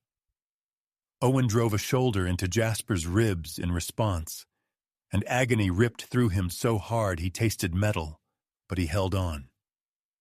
Behind them, the roof door banged open. Luke Fenner came through first, with 2 county officers at his back, the wind flattening his tan jacket against him. There was no hesitation in him now. The indecision that had lived in his face for 2 chapters had burned away, leaving something leaner and harder. "Drop it, Pike!" Owen tried to wrench free. Argos came again, not biting now, only shoving and crowding, making space smaller and time thinner. And one of the deputies got a hand on Owen's arm. The second hooked his shoulder. The knife clattered away, skidding in a silver arc, before slamming against the raised seam of the roof. Then it was over. Not cleanly, not gracefully, but definitively. Jasper's legs failed. He hit one knee with a grunt so low it was almost a growl. Argos was beside him instantly, pressing close, ears pinned back, amber eyes hot with focused alarm. The dog's muzzle touched Jasper's wrist once, quick and almost furious, as if checking whether the heart inside him was still honoring its side of the bargain. Below them, the atrium had gone silent in a way no room should ever be silent. Not empty, not stunned. Judged, not stunned, judged. Through the cracked upper panes, Jasper could see them, donors frozen half out of their chairs, volunteers staring upward, old veterans in pressed jackets and borrowed ties looking at the massive screen where the dead had been given their names back. Caleb Thorne, the donor routing, Patrick Madden's hand-drawn notes, dates, times, images, locked door logs, a gurney disappearing into the observation corridor at night. The town had stopped being an audience. It had become a witness. Mabel Rourke was trembling beside the wall where Owen had kept her, one hand braced against the concrete service housing. The old nurse looked smaller now that the violence had stopped, but not weaker. Her pale blue eyes were steady beneath loose wisps of silver hair. Oh, when Luke moved toward her to guide her downstairs, she resisted, not out of fear, but because she was looking through the broken edge of the glass into the atrium below. At the far end of the donor wall hung an old black-and-white photograph from North Shore's original expansion campaign. In it, a much younger Halbrook stood with a ribbon-cutting smile beside the First Solace Advisory Board. Mabel stared at it for a long moment. Then she said, with the flat clarity of someone finally too old to protect anyone's reputation, "That hallway smelled like bleach and panic for 2 years. And none of us ever forgot." Luke heard her. So did Jasper. It was a small sentence. No speech. No grand confession. Yet it cut deeper than anything Ada Kessler had spent money trying to arrange that night. Because truth, when finally spoken by the right mouth, didn't need ornament and ornament. That was the chapter's re-hook. Not another twist, but a release. The old nurse had stopped hiding behind survival. And with that, the room below would never again be able to return solace to rumor. By the time they brought Mabel down through the service stairwell, Ada was already trying to take the microphone back. "This material has been taken out of context," she was saying, her voice still polished but fraying at the edges now. "These are incomplete records, altered files, partial images from an outdated medical era. Then why were the cameras shut off yesterday?" Luke Fenner's voice cut across the atrium before she could gather herself again. All heads turned. He came in first from the service corridor, one hand on Owen Pike's arm, and the security chief's face had finally lost its composure.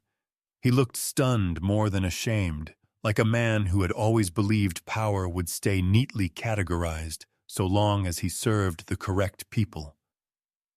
Behind them came one deputy, then Mabel Rourke, then Jasper half-carried more than walking, with Argos pressed close at his side.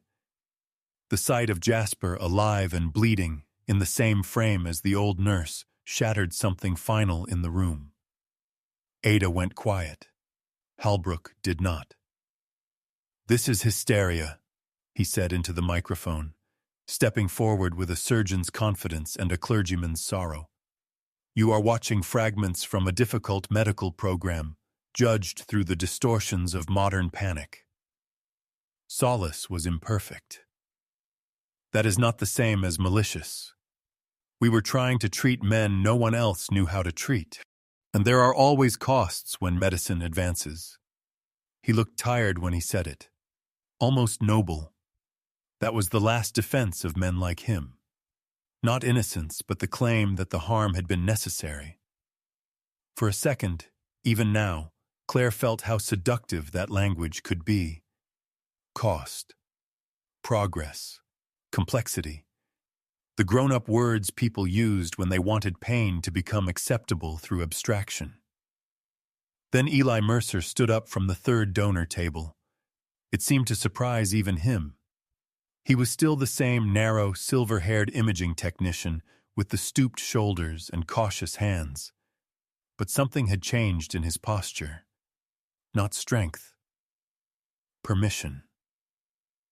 "I worked that wing," Eli said.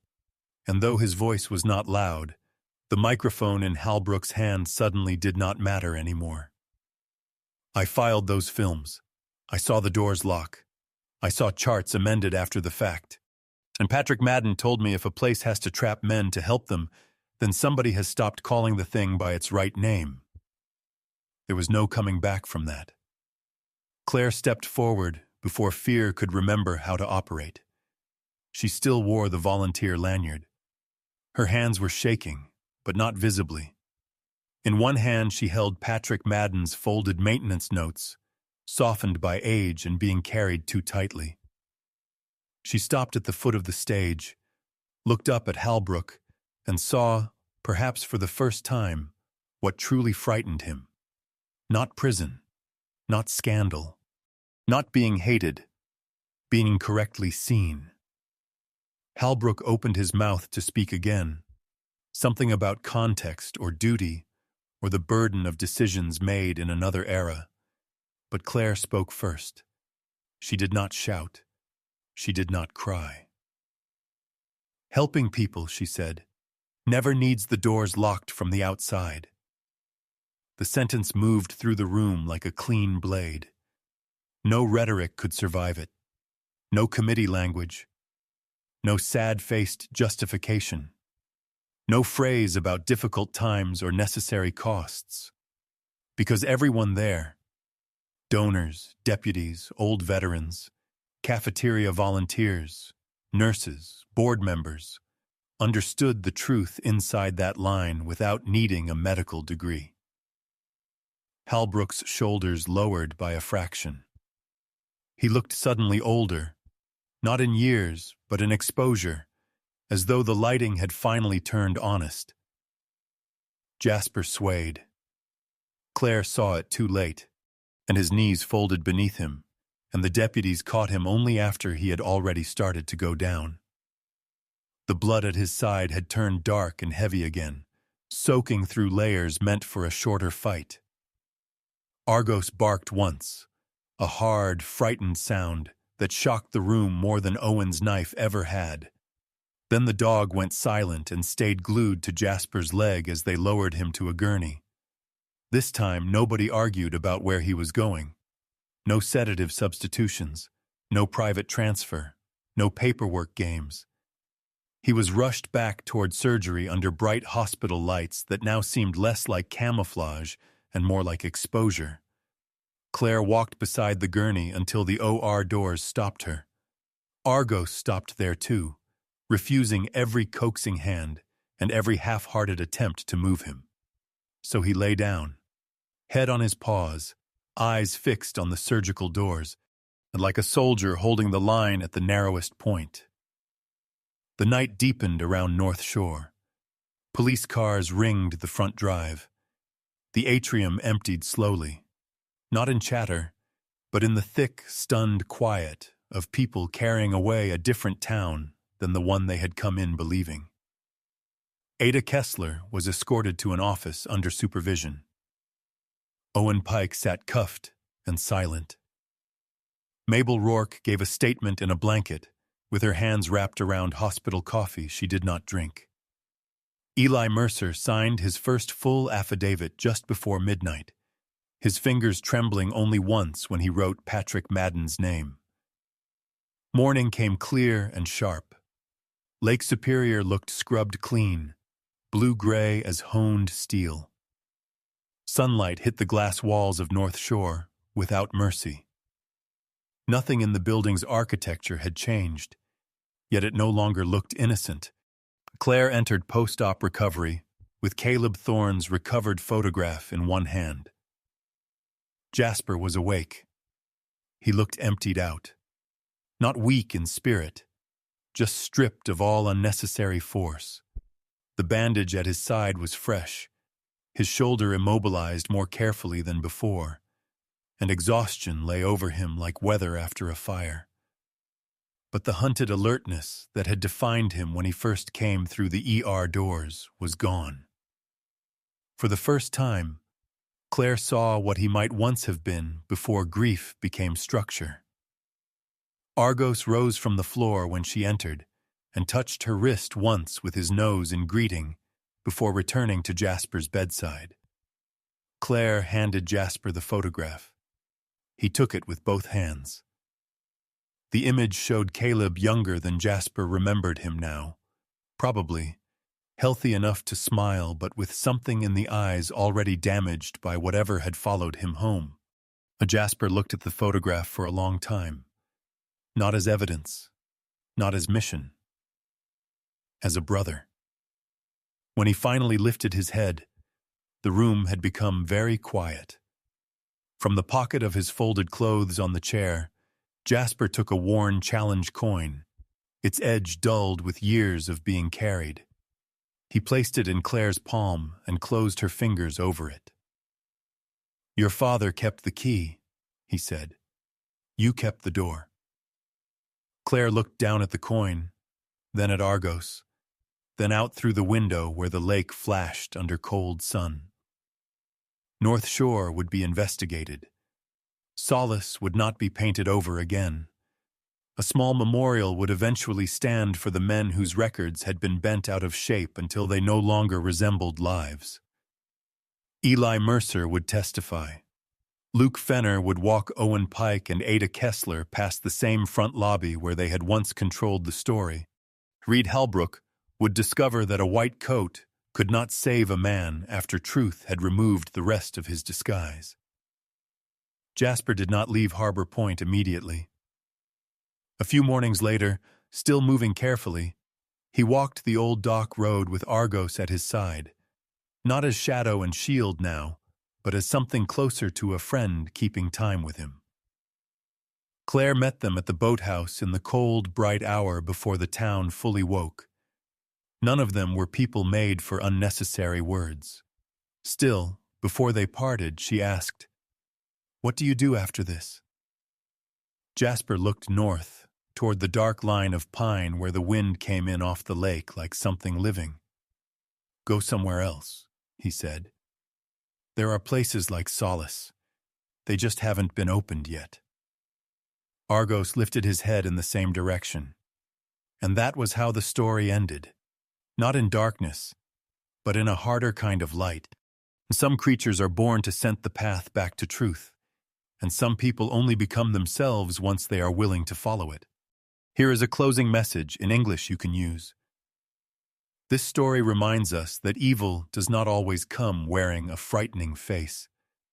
Sometimes it hides behind clean rooms, polite voices, and the appearance of respectability, but truth has a way of surviving.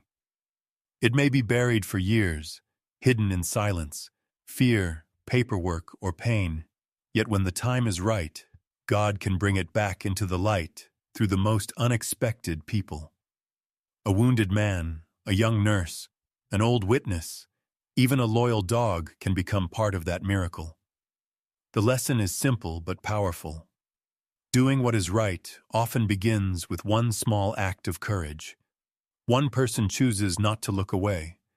One person refuses to stay silent. One person decides that comfort is not worth more than truth.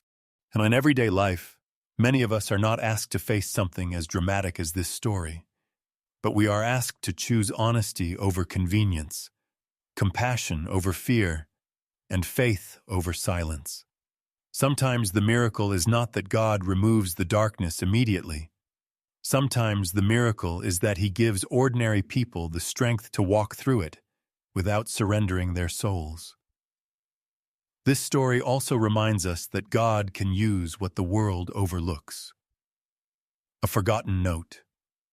A memory no one wanted to revisit.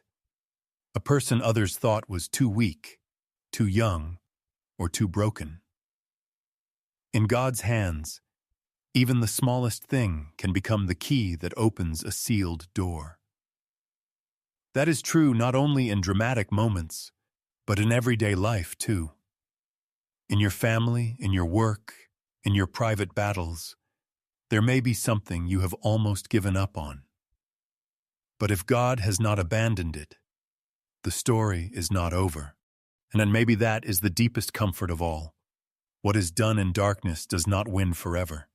Truth still matters, courage still matters, mercy still matters, and God still sees what people try to hide. If this story touched your heart, please share it with someone who needs hope, justice, or encouragement today. Leave a comment and tell us what moment stayed with you the most. And subscribe to the channel if you want more stories about courage, faith, loyalty, and second chances. May God bless every person watching. May He protect your home, strengthen your heart, heal what is wounded in your life, and guide you into truth, peace, and light.